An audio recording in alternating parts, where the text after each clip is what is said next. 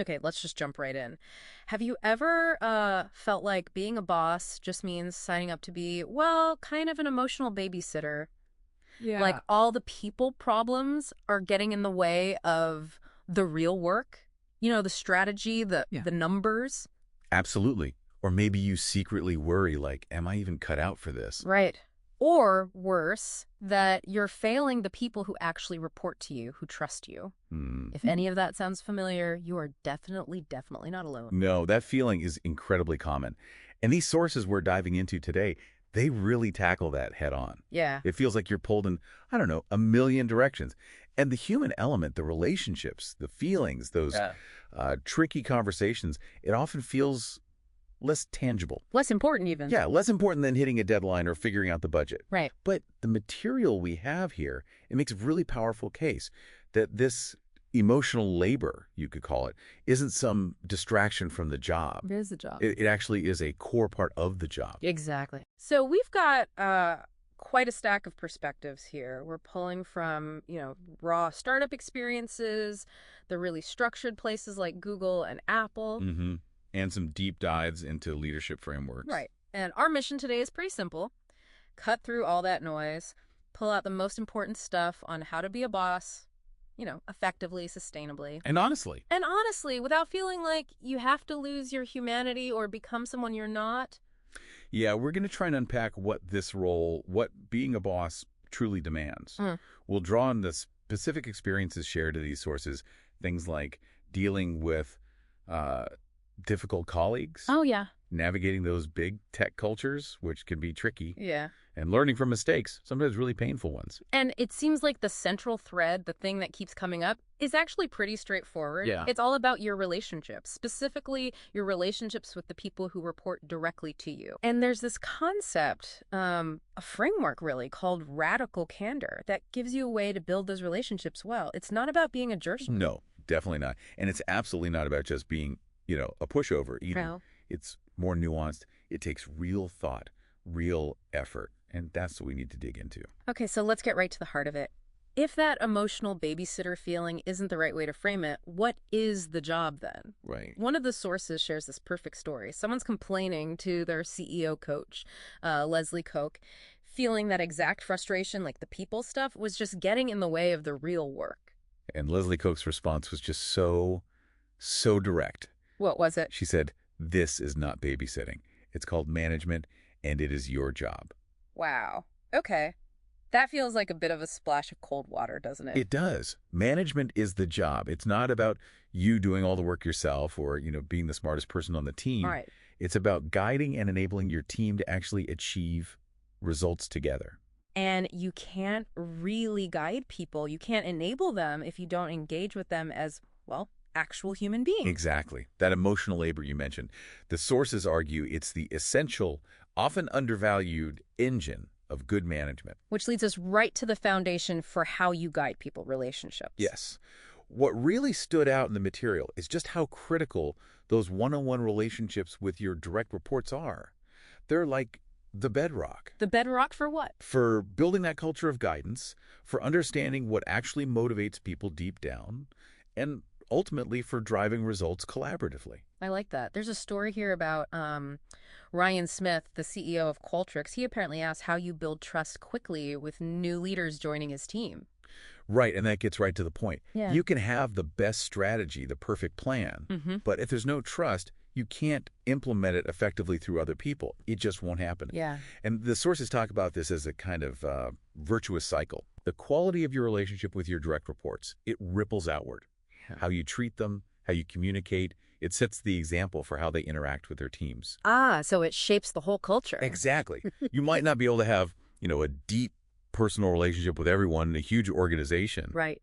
But those core relationships with your directs, they have this disproportionate influence on the entire environment. And of course, it can flip, right? It can become a vicious cycle just as easily. Absolutely. If those relationships are neglected, or if you fail in your basic responsibilities, like not giving clear feedback, putting people in the wrong role, Or pushing crazy expectations. yeah, that erodes trust incredibly fast. Okay, so if relationships are the foundation, how do you actually build them and Mm. maintain them, especially when the job means doing tough things sometimes, like giving criticism or making hard decisions. Right. And this is exactly where that framework, radical candor, becomes so useful, so powerful. Got it. So radical candor, it's not just a buzzword, it's presented as like the operating system for these crucial boss report relationships. Yes. And it's built on two key dimensions, two axes, if you like. Okay, what's the first one? The first is care, personally. Care, personal. And this goes way beyond just, professional courtesy. It means genuinely giving a damn about the person. Not just their output. Exactly. Not just their output. It's about being willing to share a bit more of yourself beyond just the work persona Okay. and creating space for others to do the same. Mm-hmm. It's really about seeing and caring about the whole person, their life, their dreams, their challenges, not just the slice that shows up 9 to 5. The story about the Moscow diamond cutters really hits this home. Oh, yeah, to that one. Well, trying to hire them wasn't just about offering money. It was the effort to connect, right? The picnic, the shashlik and vodka, talking about their interests, lasers, English lessons. And then that really direct gut level question, if things go bad, can you get our families out? That showed genuine personal care, way beyond just a transaction. Totally. And it ties back to that Fred Kaufman mantra mentioned in the sources, bring your whole self to work. Right. This caring personally thing, it's positioned as the antidote to that kind of robotic professionalism, or even worse, that sort of managerial arrogance. Yeah, nobody wants that. It's not about being best friends necessarily or getting too intrusive, No. but it is about showing you actually see and value them as a human being, not just, a cog in the machine. Okay, so that's care personally. What's the second dimension? The second is challenge directly. Challenge directly. Okay, this means being willing to tell people clearly and kindly when their work isn't good enough. Uh-huh. And just as importantly, telling them when it is really good, when Well, it's exceptional. so it's both praise and criticism. Both. But it requires embracing conflict sometimes, or at least potential conflict. Not trying to smooth everything over or avoid the difficult truths just to be nice. The sources bring in John Stuart Mill here, don't they? Yeah, making the point that we fix our mistakes, corrigible errors, he called them through discussion and experience. Right. You can't fix a problem if nobody points it out. Exactly. And Colin Powell's point fits too, that sometimes being responsible means you have to piss people off. Uh-huh. Yeah. You just have to be willing to have those uncomfortable conversations sometimes for the good of the work and honestly for the good of the person's growth. There's that famous or infamous Jared Smith story. Oh, the dumbass story. Yeah, where he calls someone that in a really high-stakes, urgent moment, and the sources frame it as okay in that specific instance. But, and this is a huge but, Right, the context. the critical context they highlight is the deep, trusting relationship built over years. It wasn't just random aggression. It was like a shortcut within existing trust. Exactly. And the sources rightly warn, you can't just copy that style without the foundation, without the care personally part already firmly established. Makes sense. So radical candor is the sweet spot then, high care personally and high challenge directly. That's the goal. But the sources give us this really helpful 2x2 grid to show what happens when you miss one or both of those dimensions. Okay.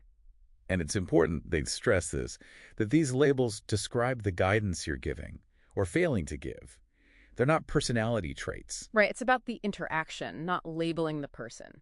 Okay, so let's look at the other three quadrants, what radical candor isn't.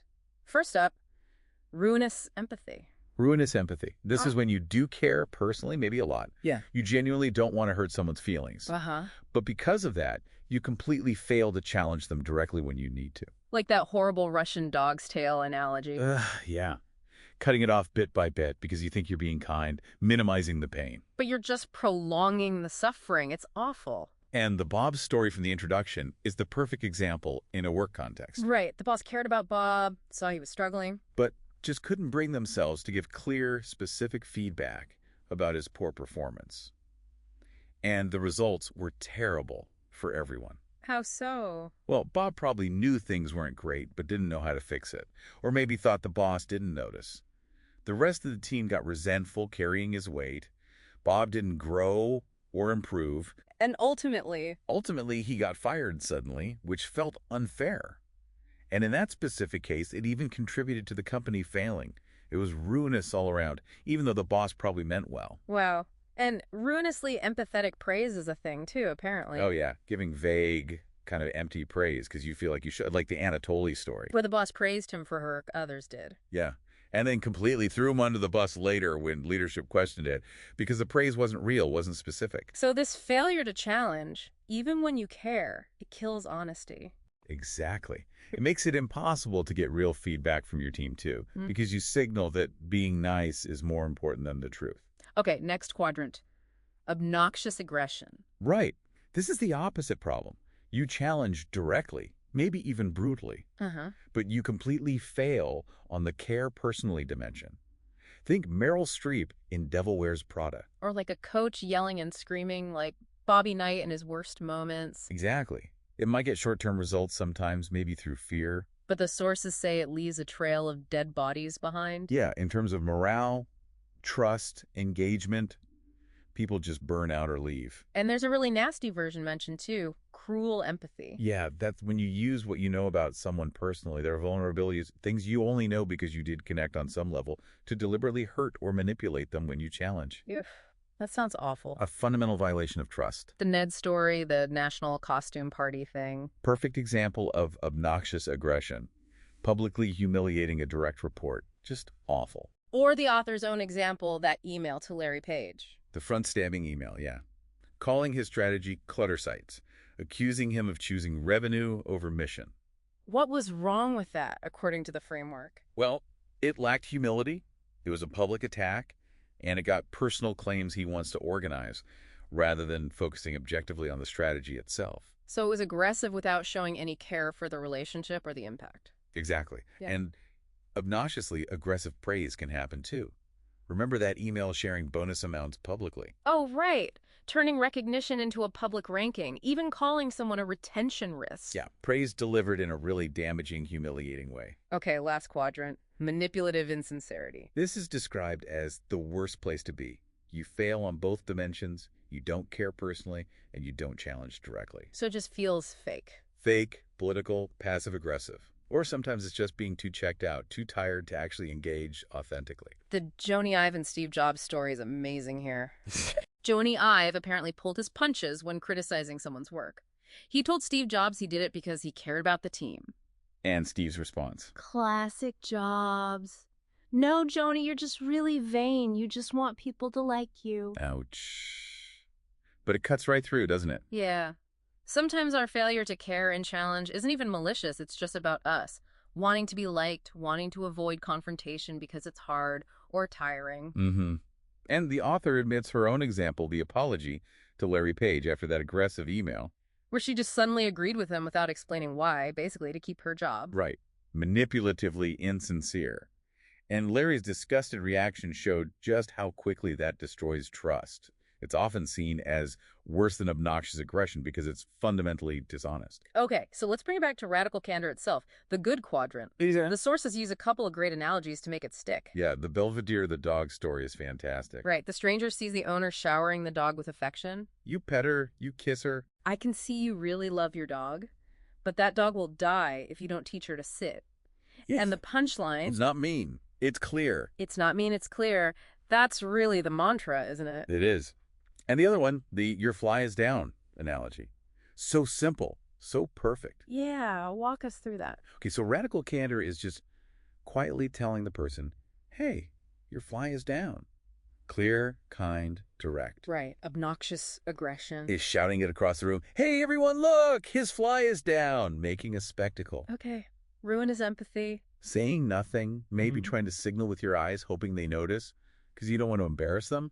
But they walk around embarrassed anyway. And manipulative insincerity. Saying nothing because you're secretly enjoying their embarrassment, or you're worried about how you look telling them, or what others might think of you. Yeah. It's about you, not them. It often feels so counterintuitive, doesn't it, to be that direct, especially when you genuinely care. We're sort of trained to be polite, avoid offense. We are.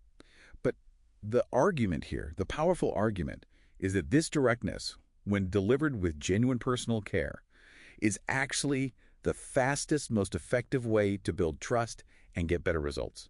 It feels risky maybe, but it pays off. It pays off. Okay, so that's the framework. That's the what. How do you actually do it? How do you move towards practicing radical candor more often? Yeah, the practical side. And the sources are really clear here. The very first step. Ask for it yourself. Yes. Don't dish it out before you show you can take it. That point is hammered home. Soliciting criticism from your own team is absolutely crucial. Why is it so important? Well, several reasons. First, it shows humility. That's disarming. It builds trust right away. Okay. Second, you learn a ton. The people reporting to you, they see you up close. They see the impact of your decisions. They often know things you don't. Right. You get valuable intel. Third, you actually understand what it feels like to receive criticism, which hopefully makes you more thoughtful when you give it. Exactly. And fundamentally, it helps build a culture where it feels safer for people to speak truth to power, which is incredibly valuable. The stories about this are great. The Dublin team telling the author she was awfully fast to hit send on emails. Yeah. Or the young dad pointing out, Kim, we have children too. Yeah. When she schedules a late meeting. And those only happen if you've asked for that feedback. Right. Made it safe. Precisely. Because she had actively, repeatedly asked for it. And the story about the Japan team and the Toyota Red Box, that's such a good lesson in cultural context and just sticking with it. Yeah, explain that. Well, giving direct critical feedback wasn't easy in that culture. So the boss put out this anonymous feedback box, the Red Box. Okay. And for weeks, it was empty. But she kept checking it diligently. Finally, someone put in a tiny note complaining about the temperature of the tea. Just the tea. Just the tea. But she treated it seriously, fixed the tea problem, and publicly thanked whoever wrote the note. That small act of rewarding tiny candor slowly opened the door for more substantive feedback over time. So it shows it might take real persistence and conscious effort, especially across different cultures or environments. Absolutely. It's not always easy. The sources also talk about balancing praise and criticism. Right. Because while you might learn more actionable stuff from criticism, praise is still essential. It tells people what they're doing right, guides them in that direction, and encourages them to keep improving. But not the feedback sandwich, right? No. The sources explicitly call that out. They call it a shit sandwich. Because it feels insincere. Nice thing, critical thing, nice thing. It just dilutes the message and feels manipulative. So what's the key then? Sincerity and specificity for both praise and criticism.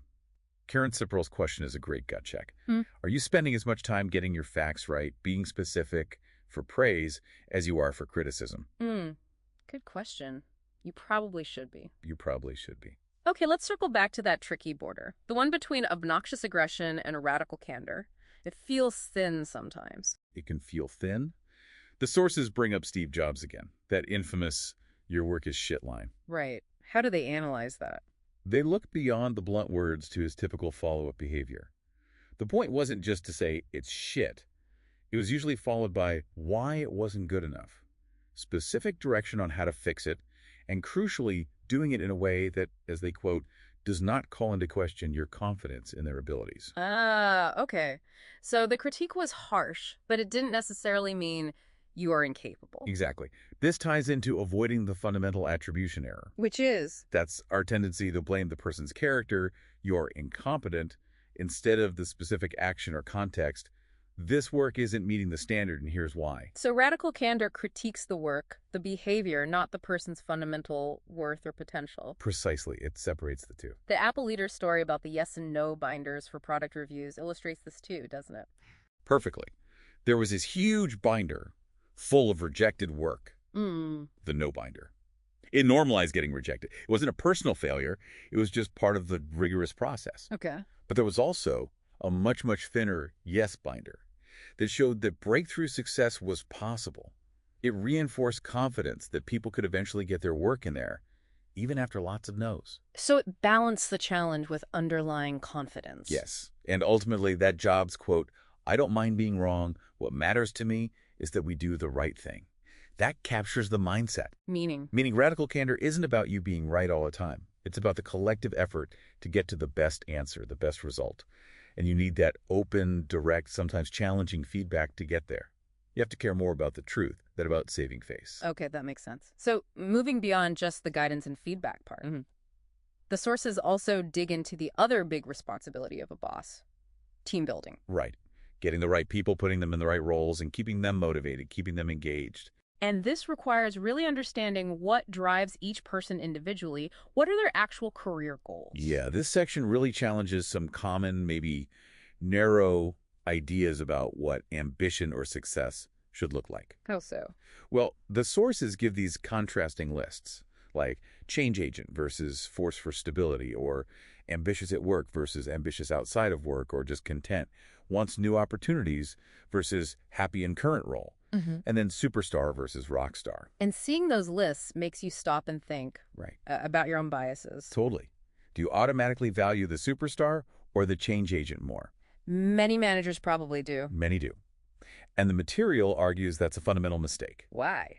The rock star versus superstar idea, which came from an Apple leader, explains it well. Rock stars are like the Rock of Gibraltar. Okay, solid. Solid. They love their current work, they're excellent at it, they're consistent high performers, and they provide absolutely essential stability to a team. And superstars. Superstars are on a steep growth trajectory. They need constant new challenges, new opportunities. They're the engine of change. And the key takeaway is? You need both. Effective teams need a balance.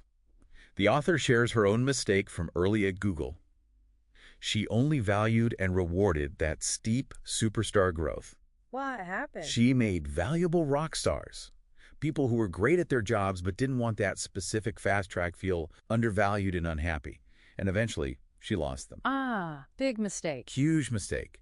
And this realization leads to a shift in thinking, away from traditional talent management like those old 9-box grids focused on performance and potential, Right. towards what the sources call growth management. Growth management. Yeah, the Scott Forstall anecdote is great here. He apparently changed the label potential on their framework to growth, specifically to focus on the trajectory each person wants for themselves.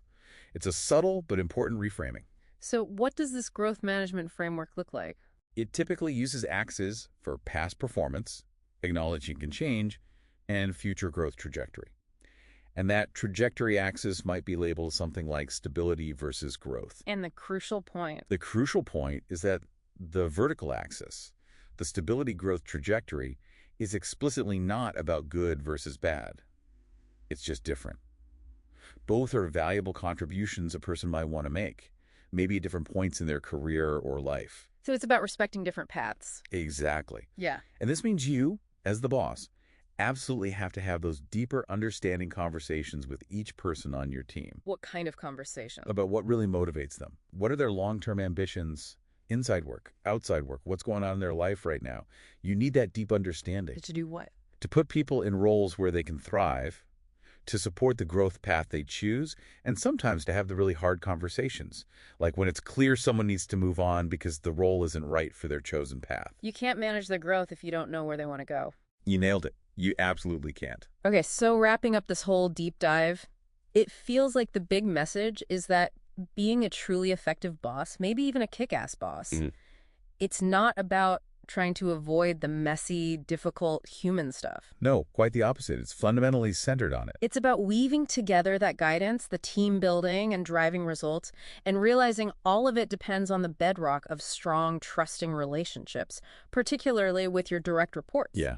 And that radical candor framework, combining really caring personally with being willing to challenge directly.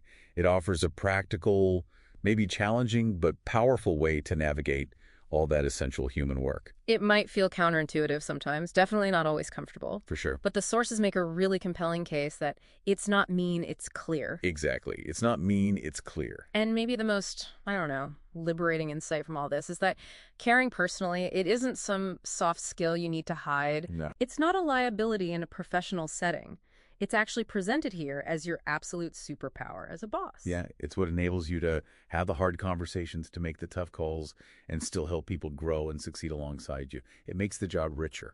More human. More human, and ultimately more effective. So here's a final thought for you, the listener, to maybe sit with after this dive. Think about the different people on your own team right now. The sources talked about rock stars happy and stable in their current roles, and superstars seeking rapid growth and change. Are you truly seeing each of them for who they are, for what they authentically want from their work, from their life right now?